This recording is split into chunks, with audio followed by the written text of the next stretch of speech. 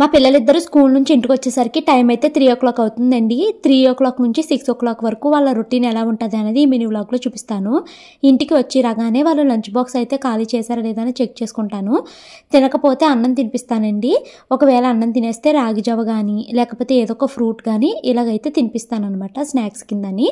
ఇంకా వాళ్ళకి వారంలో 3 రోజులు, ఒకరోజు రూబిక్ క్యూబ్ క్లాస్ ఉంటుంది, ఒకరోజు అబాకస్ క్లాస్ ఉంటుంది, ఒకరోజు అయితే మ్యాథ్స్ క్లాస్ అయితే ఉంటుందండి. ఇక మిగిలిన 3 రోజులు అయితే వాళ్ళకి ఏ క్లాసు ఉండదు. సో వాళ్ళకి ఏమీ క్లాసు లేదు అన్నప్పుడు నేను అన్నీ అలా వదిలేను అనమాట. చక్కగా వాళ్ళిద్దరిని కూర్చోపెట్టి నాకు తెలిసిన కొన్ని లెక్కలు లాంటివి చేపిస్తూ ఉంటాను. వాళ్ళ స్కూల్ హోంవర్క్స్ అవి కంప్లీట్ చేపిస్తూ కాసేపు అయితే చదివిస్తానండి.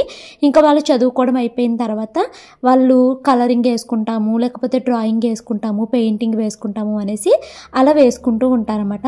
ఒక్కొక్క రోజు అయితే టీవీ కూడా చూస్తాము అనేసి ఒక 1/2 అవర్ అలాగా కార్టూన్ ఏమన్నా చూస్తారండి. అలా స్కూల్ నుంచి వచ్చిన తర్వాత 3 to 6 o'clock అలా బిజీగా గడిచిపోతుందండి.